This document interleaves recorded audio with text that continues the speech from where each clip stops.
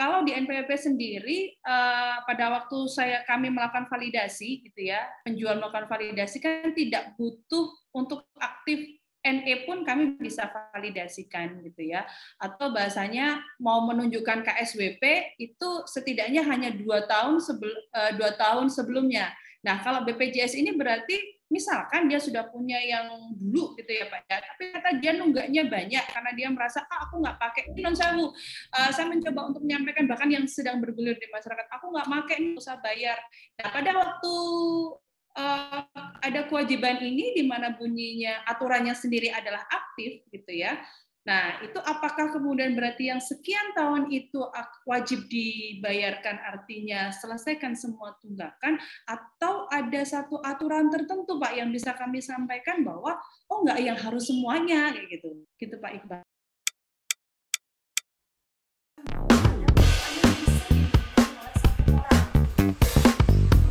Meskipun di dalam katanya itu kayaknya sepakat berdamai.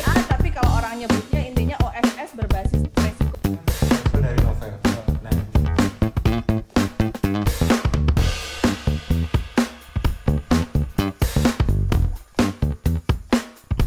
Ya, kalau di PES 82 2018 yang dihitung adalah 24 bulan maksimal. Oke. Jadi kalau dia misalkan terdaftar sejak 2015, kemudian baru mau beli tanah di 2022, yang dihitung ya cuma 24 bulan saja. Dan yang harus dijelaskan bahwa tidak ada denda. Denda layanan itu terjadi ketika peserta ini menggunakan untuk rawat inap di rumah sakit. Untuk rawat inap paling maksimal 45 hari sejak diaktifkan. Bayar iuran lagi, Bu, maksudnya bayar tunggakan. Baru kena dia karena untuk memanfaatkan layanan. Ada denda layanan yang besarnya 5%, dikalikan maksimal tunggakan itu 12 bulan, bukan 24 bulan ya. 12 bulan dikalikan dengan tarif inasi bijis atau tarif yang diberlakukan untuk penyakitnya dia yang bersangkutan. Jadi ada proporsi semacam denda layanan ketika dia menggunakan untuk rawat inap.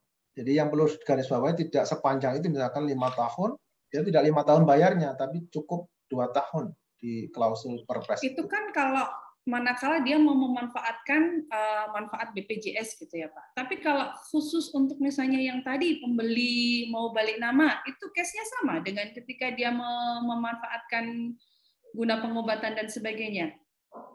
Ya kan tidak pernah ada perbedaan ya Bu. Jadi apakah dia mau ngurus tanah atau dia mau mendapatkan akses layanan ke rumah sakit misalkan. Dia misalkan untuk akses pelayanan di rumah sakit, dia harus mengaktifkan kartunya. Jadi kalau dia nggak aktif karena tunggakan 3 tahun, dia aktifkan ya 2 tahun dibayarkan. Kalau dia hanya rawat jalan di rumah sakit, dia nggak kena denda. Oke. Kalau dia rawat inap, karena biasanya orang menghidupkan tunggakannya itu karena untuk mengakses layanan. Makanya di aturan disusun seperti itu. Supaya ada tanggung jawab yang bersangkutan. Kenapa kok menunggak? Karena kontribusi iuran itu kan menjadi fundamental dari kepesertaan di BPJS Kesehatan. Kalau setiap orang hanya mengakses ketika dia sakit saja, maka iuran yang terkumpul tidak akan mencukupi untuk membiayai kebutuhan yang dari hari ke hari atau dari tahun ke tahun cenderung untuk meningkat. Semakin banyak peserta, akses terhadap manfaat menjadi lebih tinggi sebetulnya. Oke, Pak. So, kalau tadi kan bahwa ada perbedaan manakala rawat jalan, rawat inap, maka tidak ada, ini pun ada juga perbedaannya nggak untuk layanan instansi lain gitu Pak? Kalau sekarang kan yang sudah menerapkan ATR gitu ya, tapi kalau baca di Inpres kan umroh, bahkan nanti mau daftar haki, nah itu kan kebetulan juga bagian-bagian pekerjaan kami nih Pak.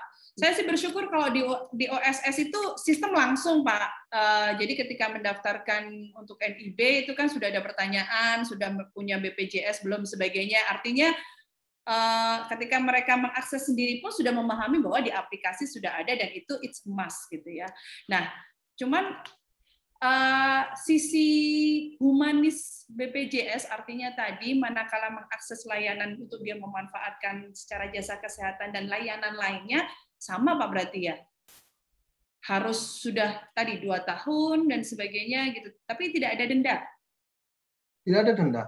Artinya kalau dia tidak mengakses rawat inap di rumah sakit tidak ada denda.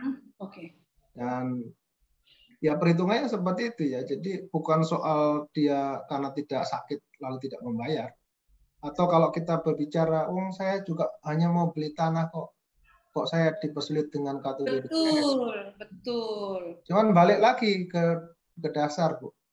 Kalau Ibu misalkan menganalogikan dengan NPWP misalnya, bahwa kepesertaan BPJS Kesehatan itu, kalau kita melihat sudah 86% juga terbantu, misalkan dia dilindungi itu, maka apa alasan yang 14% tidak masuk dalam skema yang sama? Kita punya aturan bernegara, misalkan kalau kita ngotot soal itu. Tetapi yang dibangun adalah bahwa gotong royong ini untuk kepentingan kita, bukan karena kita tidak sakit, atau karena kita memiliki kelebihan mau beli asuransi swasta paling mahal pun, dia tetap punya kewajiban untuk masuk dalam skema BPJS Kesehatan. Balik di Undang-Undang Dasar kan, di 28H itu kan soal bahwa ini soal jaminan kebutuhan kesehatan itu menjadi kebutuhan yang harus ditanggung oleh negara, dan negara mengaturnya dengan demikian. Ada yang dikontribusi dalam bentuk penerima bantuan iuran, ada juga yang harus membayar sendiri seperti itu. Oke, jadi memang bahasanya manakala Anda memang butuh untuk mendapatkan pelayanan negara, lagi-lagi kan berarti di sini mengatasnamakan bahwa instansi-instansi BPN, kemudian Kemenak dalam rangka mereka tentang masalah umroh, kemudian dari Kemenkumham, itu berarti dalam artian semua kewajiban, bahasanya kan berarti ini kewajiban ya Pak ya, BPJS ini menjadi satu kewajiban khusus untuk masing-masing warga negara untuk ayo membayarkan untuk secara iurannya sesuai dengan kelas yang kau pilih. Karena kan memang nggak ada kewajiban harus kelas 1, 2, 3 gitu ya Pak ya untuk akses layanan kan? Nggak ada, karena sangat cair ya untuk yang di Mandiri ini, pekerja bukan penerima upah dan BP, Bu. Jadi silakan pilih kelas 3 misalkan. Kalau memang dia mau hemat atau partisipasinya sodakohnya dikecilin misalkan, ya enggak masalah. Jadi betul. Bahasanya adalah sodakoh ya Pak ya akhirnya. Ya. Oke. Nah kalau gini Pak, skema atau cara yang dilakukan oleh BPJS sendiri untuk memberikan edukasi ke masyarakat bahwa ini adalah sebagai bukan pemaksaan, bukan ya mungkin ada buat defisit negara gitu kan, ini adalah sebagai kewajiban yang memang hasilnya atau dampaknya ini adalah untuk masyarakat lagi gitu loh Pak. Ya. Pertama itu ada klausul di prinsip di sistem jaminan sosial nasional bahwa pengelolaan anggaran ini dioptimalkan untuk kepentingan peserta seperti itu. Dan kondisinya BPJS Kesehatan ini jauh lebih baik dibanding 2019. Bahwa 2019 itu sampai kita kurang duit itu 50 triliun. Lalu dengan pemerintah melakukan intervensi ya dengan Perpres 75 tahun 2019, di situ pemerintah mengambil alih soal penerima bantuan iuran yang awalnya 23.000 diberlakukan menjadi 42.000. Jadi pemerintah itu sampai menalangi dengan model begitu. Kalau dibilang orang miskin membantu orang kaya, tidak, karena pemerintah yang mengeluarkan uang seluruhnya untuk kepentingan orang miskin. Karena kalau dikasih dana cash kan ya kita jadi tidak sadar sebetulnya bahwa perilaku hidup sehat akan membantu kita sendiri untuk hidup sehat. Lalu di Oktober 2019 itu ada yang macam pekerja penerima upah untuk ASN pusat dan TNI Polri itu kan baru disesuaikan di situ. Soal yang ada kan ada ceiling Bu Esi ya. Kalau gajinya misalkan di atas 4 juta sampai maksimal dulu 8 juta kemudian diubah di Perpres 75 itu menjadi dari 12 juta. Kalau gajinya dia take home pay-nya misalkan 100 juta, dia tetap bayar di 12 juta. Dulu hanya 8 juta saja maksimal dibayar. Lalu di 1 Januari 2020 baru pekerja penerima upah swasta itu termasuk ASN daerah itu juga diberlakukan soal batas atas itu. Selama ini kan kalau kita ngacu Korea kan tidak begitu cara proporsinya ya. Korea Selatan itu kan dia apapun dia dapatnya, misalkan Anda dapat 50 juta, ya dia proporsinya dari persentase 50 jutanya, bukan di selling batas atas begitu. Nah ini kan karena negara sudah memilih ya dengan model ada selling atas dan lain, termasuk ini kan diskusi lama lah di kementerian terkait supaya ini juga jangan sampai kayak industri yang lain-lain juga terganggu gara-gara terlalu mahal kontribusi iuran seperti itu. Jadi tidak sehat juga. Makanya dipilih dari sejak Juli 2020 BPJS Kesehatan itu yang tadinya kita punya kewajiban 50 triliun, itu jadi tepat waktu membayar rumah sakit, puskesmas, dan yang lain. Dan sekarang kondisi kami, kalau di aturan tentang aset likuiditas itu kan ada 1,5 kali bulan ya, setengah bulan bahwa kita harus memiliki kemampuan cadangan teknis lah kalau mau bayar klaim dan yang lain, itu sudah terpenuhi saat ini. Jadi Inpres 1 itu datang, sebetulnya kondisi BPJS Kesehatan juga dalam kondisi yang jauh lebih baik. Dan kami juga tentu menyadari bahwa pandemi COVID ini kan menjadi bagian juga yang memang pengendali orang tidak belanja kesehatan terlalu obral ya, karena kan orang cenderung menghindar ke rumah sakit karena dianggap khawatir tertular dan yang lain. Tetapi BPJS Kesehatan juga harus memperhitungkan setelah pandemi jadi endemi, biaya kesehatan kan juga jadi lebih besar karena orang dengan mudah akan mengakses layanan kesehatan. Tapi secara perhitungan sih, insya Allah sih cukup aman di BPJS Kesehatan. Nah, kadang-kala kan yang disampaikan ke masyarakat bahwa itu karena BPJS tidak becus bekerja kan itu ya. Tetapi kalau kita melihat ya Bu, bahwa coba-coba inovasi yang kita coba lakukan juga misalkan dengan Kejaksaan Negeri dan yang lain itu juga ya khawatirnya yang dikhawatirkan ketika dilakukan ke masyarakat tidak punya landasan, misalkan kayak orang tilang misalkan. Ditanya juga, mau punya tunggangan BPJS apa enggak? Kan itu nambah birokrasi ya. Nah, dia kena tilang saja gitu. Tapi nanti kalau kayak aku yang ditilang akan nanya Pak, dasar hukumnya nanyain saya BPJS. Ya, kalau ketemunya Bu Esi ini jadi masalah semua. Karena kalau kita ngelihat di Hotman Paris itu kan beliau challenge kan. Loh kalau saya punya uang dan kan hak saya. Ya hakmu, tapi negara punya hak atas dirimu kan begitu ya. Kalau Anda tidak tinggal di Indonesia, nggak apa-apa, nggak KTP Indonesia, begitulah. Kan kita juga diatur supaya ya tidak ada warga negara yang tidak diatur oleh negara sih. Saya pikir gimana saja itu. Kalau kita keluar negeri mau ambil beasiswa Australia misalkan, kan nggak ditanya BPJS Kesehatannya itu. Punya BPJS Australia enggak? Kalau mau belajar di sini harus siap itu gitu. Karena Bu Esi pengalaman kami ya di BPJS Kesehatan yang coba kita lakukan secara persuasif ke universitas. Itu kan pendekatan ya bahwa kalau ada mahasiswa baru registrasi ulang misalkan ditanyain juga punya kartu BPJS enggak? Itu dalam rangka untuk supaya proteksi juga untuk yang bersangkutan dan orang tuanya di kampung misalkan. Kalau tinggal di kampung, tinggal di kota ya tetap bisa sakit juga maksud saya. Jadi nggak ada orang yang nggak bisa sakit, cuman kampus itu kan punya tanggung jawab ya, jangan sampai dia keleleran kalau orang Jawa bilang itu sampai tidak ada yang mengurus dan yang lain sehingga bisa dibantu. Saya juga perlu meluruskan kenapa bukan yang orang soal kalau SIM dan STNK boleh saja sih, karena nanti kecelakaan sakit dan yang lain. Lupa bahwa BPJS Kesehatan sebetulnya kalau kecelakaan lalu lintas ditanggung oleh Jasara Harja. Nah, kan BUMN negara yang sudah siap. Justru kalau nggak ada lebih biaya plafon dari Jasara Harja, BPJS Kesehatan baru mengambil alih dengan tambahan paket yang diatur di Permenkes 52 tahun 2016 seperti itu tentang tarif. Itu sih Bu. Jadi ya kami menyadari ya bahwa menyadarkan masyarakat dengan waktu 9 tahun itu kan juga tidak mudah. Dulu itu kalau kita melihat ya Perpres 111 tahun 2013 itu kan salah satunya mengubah kewajiban pekerja penerima upah swasta untuk supaya masuk dalam skema JKN Bu. Awalnya kan 1 Januari semua, 1 Januari 2015. Kemudian dianulir ke 1 Juli 2015. Supaya transisi soal informasi ke edukasi dan yang lain ke perusahaan atau pemberi kerja swasta ini bisa lebih kuat dan yang lain. Nah, sekarang sebetulnya kalau melihat kasusnya ya, kalau di tektokan kami dengan Kementerian ATR kan setahun itu ada 600 ribuan transaksi yang soal ini Bu. Tinggal membagi jumlah kabupaten Selindo sama jumlah hari kerja sepanjang tahun kan begitu. Nanti ketahuan berapa sih ininya. Tapi laporan masuk di saya itu saya cek ini kan tanggal 4 kayak apa itu? Apakah ada masalah di ini? Ya masalahnya kadang karena yang mau beli ini nggak mau ngurus. saya nggak mau diatur-atur, hidup saya sudah capek kan begitu ya.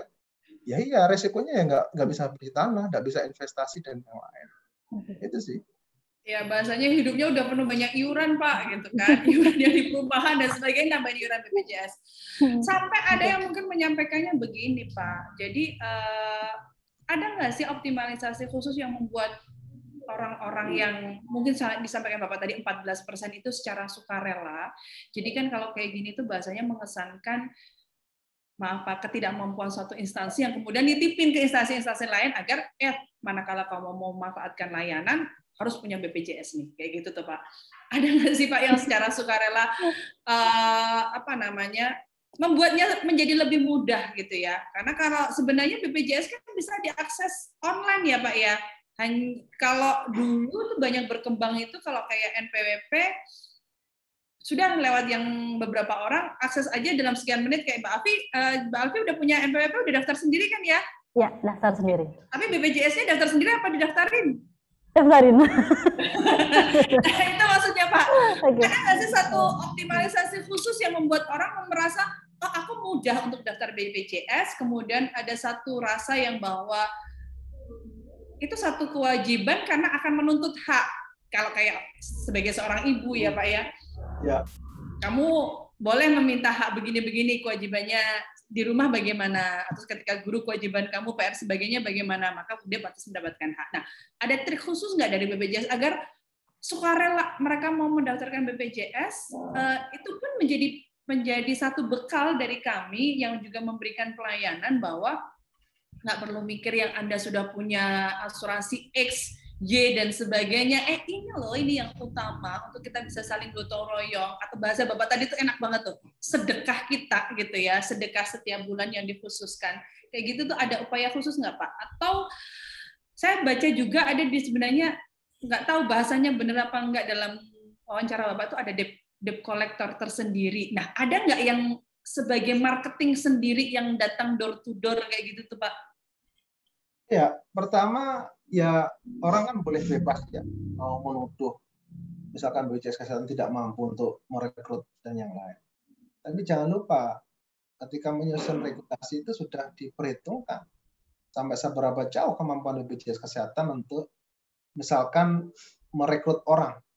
Selama itu tidak diatur, orang cenderung akan ya kalau mau ke menengah ke atas kan ada ininya ya, maksudnya privilege merasa mampu dan yang lain. Dia nggak punya kelas yang disamakan dengan yang lain. Padahal negara mengambil alih isu itu supaya semua orang punya kontribusi yang sama, misalkan.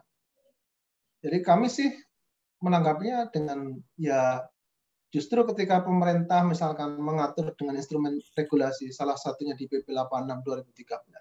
PP 86 2013 bukan Januari 2014. Tapi sudah diprediksi akan terjadi hal seperti itu, Bu. Oke. Jadi kalau dibilang tidak mampu, ya pasti BPJS Kesehatan tidak akan mampu memaksa karena kita tidak punya law enforcement. Apa yang mau jadi ini?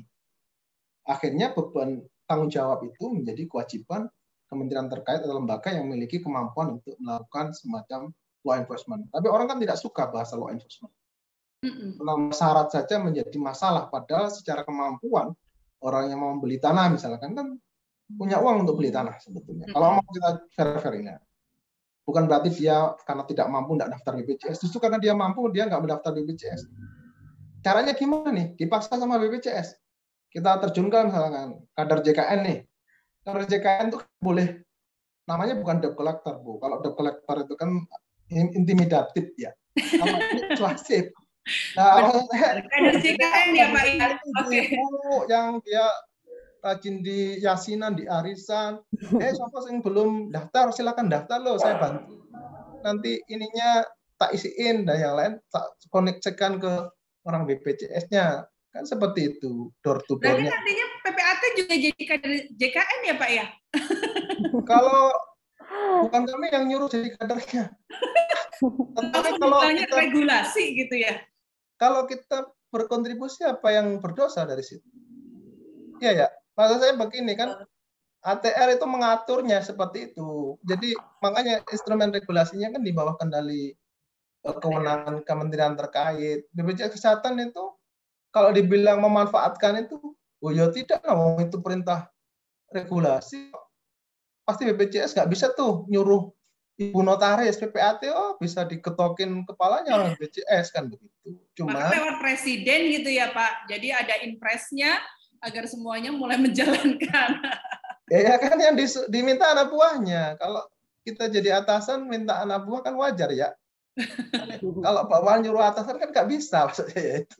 Nah, terus kalau mekanisme pendaftaran Bu, sebetulnya dengan teknologi sekarang itu, meskipun kami juga memahami ya, tidak semudah yang saya omongkan ya. Dan saya melihat bahwa kita mencoba memfasilitasi ya dengan pandemi soal orang mendaftar dengan WhatsApp. WhatsApp itu kan di jam kerja, di hari kerja. Karena di hari libur itu transaksi kalau diaudit jadi kelihatan ada masalah itu. Kenapa kok ada transaksi pendaftaran di hari libur?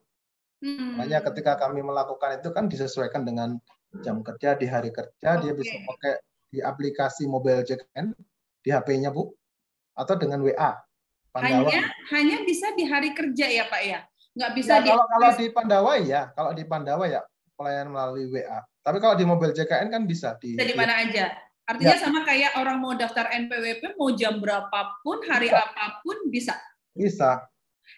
Jadi, daftar, makanya ini tadi Pak, pada saat syarat, maka saya menyebutnya mungkin kayak kami bilang syarat formal, syarat material ya. Artinya untuk menjadi aktif itu kan selang berapa hari ya Pak ya. Jadi ini biar juga teman-teman yang melihat Legal to Talk tuh tahu bahwa ritmenya itu bukan pelayanan yang mengada-ada, manakala memang disyaratkan aktif, maka berapa hari dari si subjek ini akan mendaftarkan kemudian menjadi aktif sehingga bisa menjalankan semuanya gitu Pak. Dari mobile JKN tadi, kemudian baru membayarkan selang berapa hari ya Pak ya? Oh ya, kalau itu ada diatur di Perpres 82 2018. Itu kan bentuk perbaikan regulasi, Bu. Dulu orang itu kan baru dirawat di rumah sakit, baru mendaftar, dan minta dijamin hari itu juga. Lalu diindikasikan kalau ini bahasa asuransinya kan soal adverse selection ya. Artinya orang hanya mau mendaftar dan membayar itu ketika jatuh sakit. Ketika sudah tidak sakit lagi, dia tidak mau membayar. Makanya terus diatur di instrumen Perpres 82 itu verifikasi pendaftaran, Bu. Jadi supaya jauh hari, termasuk kan dulu kami bikin terobosan tuh, bahwa ibu yang masih sudah di kandungan ada bayinya, dan sudah janin itu kan bisa mendaftarkan bayinya. Lalu di Perpres 82 kan dibilang enggak diganti, bahwa dia paling lambat 28 hari sejak dilahirkan, dia wajib mendaftarkan dan langsung aktif. Nah, di sana. Jadi kalau kita melihat orang yang sama sekali nih belum pernah bersentuhan dengan BPJS, dia ada waktu 14 hari untuk pertama kali membayar iurannya, Bu. Pertama kali membayar iuran baru bisa dilakukan setelah 14 hari ketika dia mendaftar di misalkan di aplikasi mobile JKN. Dia baru ke situ kena 14 hari baru nanti dibayar iurannya maksimal 30 hari. Karena kalau sudah lewat 30 hari, virtual account-nya disuspend karena dianggap orang itu tidak bayar-bayar. Nah, ini yang perlu saya sampaikan juga. Jangan sampai nanti dia bayar 3 bulan kemudian. Nah, dia pasti harus berurusan dengan Pandawa lagi atau WhatsApp lagi ke kantor BPJS untuk mengaktifkan lagi virtual account-nya. Artinya yang perlu kami nantinya kan otomatis dalam memberikan pelayanan wajib menjelaskan khususon yang memang belum punya BPJS dan pengen cepat gitu kan Pak. Pada waktu mendaftar mobile JKN kan sudah langsung muncul kan Pak ya, secara virtual yang nomor daftar BPJS kan sudah muncul ya. Ya, asal dia punya EKTP-nya juga hidup lah ya Bu, jangan sampai EKTP-nya juga bermasalah, nanti yang disalahin BPJS-nya juga itu.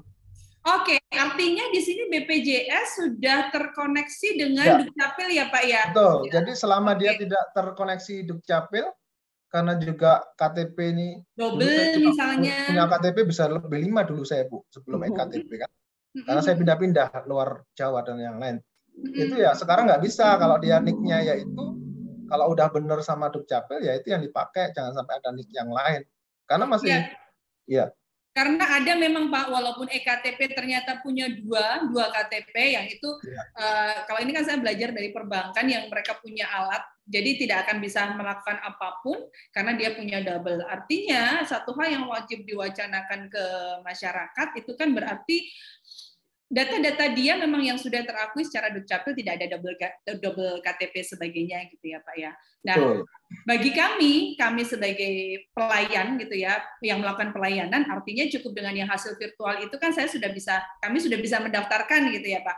Hanya memberikan warning kepada mereka, 14 hari lagi tolong dibayarkan, gitu ya Pak ya.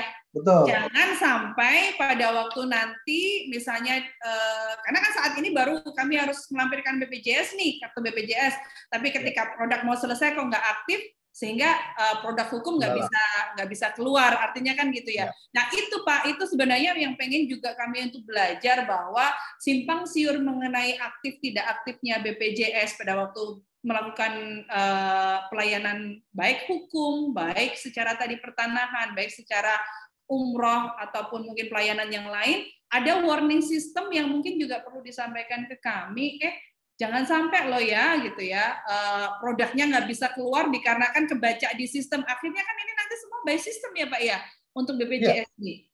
Betul. Jadi kalau kita ini biasanya kita ada pengingatnya Bu ke yang bersangkutan, pesertanya ya. Kalau kita ngingetin PPAT-nya kan nggak berani ya. Karena kalau daftar itu kan pakai handphonenya yang bersangkutan. Berarti ngasih email, ngasih HP-nya dia. Kalau dia notifnya ke email dan HP-nya dia. Jadi memang beliaunya yang harus itu. Saya pikir gini ya, saya juga pernah beli tanah ya. Itu proses itu memang harus saya penuhi juga gitu loh. Saya proaktif EKTP, fotokopi kakak, fotokopi istri, KTP istri. Nah di situ, jadi memang harus dilengkapi supaya tidak terkendala. Itu sih. Cuman kartu BPJS kan, loh kok saya harus nunggu 14 hari? Bisa dicepetin nggak? Bisa minta tolong? Itu Pak pertanyaan begitu. Ya. Kalau saya mau direktur BPJS nggak bisa Bu, karena dia dikunci di IT ya Bu. Itu kan aturan negara ya, dikunci IT, jadi harus 14 hari. Oh, sebentar. Berarti pada waktu pendaftaran BPJS belum ada produk kartu gitu, belum ada ya? Maksudnya, contoh kalau kita mau mendaftarkan NPWP, saat NPWP jadi, celing di email itu kan sudah ada tuh Pak, NPWP yang masih berwarna biru, artinya NPWP, nomor NPWP sementara. Kalau BPJS gimana Pak? Ya, tentunya masih virtual account-nya ya, jadi dia nggak bisa dia langsung itu. Karena kan gini ya, kalau kami terbit kartunya udah ada, dia masuk layanan kesehatan langsung bisa mengakses. Kan jadi masalah itu karena tanggung jawab belum dilaksanakan, kartunya udah aktif, iurannya belum dibayar. Kalau diperiksa, kenalah BPJS. Kenapa kok orang belum bayar iuran pertama kali sudah mendapatkan akses layanan? Kalau dia sakit ya Bu, ini kan ceritanya soal semua kemungkinan kan ditutup kalau dengan aturan hukum ya. Jadi pasti celah-celah itu dicoba ditambah meskipun masih ada juga hal-hal yang harus diperbaiki ya. Terutama di kami ya. Kami jangan sampai maklumat pelayanan yang kita declare di setiap kantor cabang tidak dilaksanakan. Senyum sapa salam juga misalkan ketinggalan lupa karena sibuk.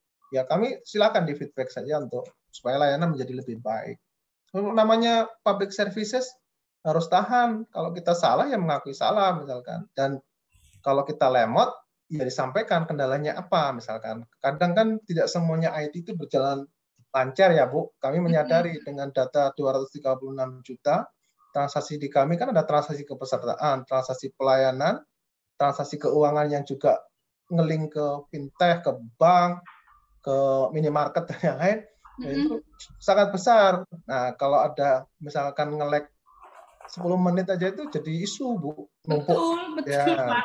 Nah, itu kan coba kita hindari downtime soal itu gitu loh. Jadi kami tentu ini kan Pak Dirut kan juga beliau kan tidak berkenan kalau kitanya lambat, tidak cepat melayani peserta. Maunya kan yang diperbaiki sekarang bahwa dengan kondisi finansial BPJS lebih baik, mutu layanan harus ditingkatkan. Itu yang digagas oleh direksi sekarang supaya masyarakat puas, daftar juga tidak melihat isu diskriminasi kan begitu ya Bu. Betul, Pak. Sepakat. Artinya harapan bersama orang yang memang rela untuk bergotong royong itu sudah tidak ada lagi rumah sakit yang menolak para pasien ya Pak ya. Karena contoh kayak di Jogja kan kemarin sempat tuh Pak, ada beberapa rumah sakit yang langsung menulis tidak menerima BPJS. Itu rasanya gitu Pak? Ya, kalau saya melihatnya begini. Suara masyarakat begitu tuh Pak, optimal nggak pemanfaatan nantinya untuk BPJS ini, terlepas dari adanya apa tadi ya, sarana untuk menggunakan pelayanan, dan setiap orang kan pengennya memanfaatkan sedekah ini tuh akan termanfaatkan dengan baik, artinya tujuannya kan sama ya Pak ya, untuk optimalisasi kesehatan. Siap Pak, kalau sebagai saya pelaku, berarti artinya khusus yang pelayanan mengenai ATR itu baru jual beli dan hanya khusus pembeli ya Pak ya. Karena mereka kan sudah dijamin nih dari perusahaannya bahwa mereka punya BPJS tenaga kerja. Itu nggak bisa ya menggantikan BPJS kesehatannya ya Pak? Ya balik lagi, kan fungsinya BPJS kesehatan cuma satu, soal jaminan kesehatan.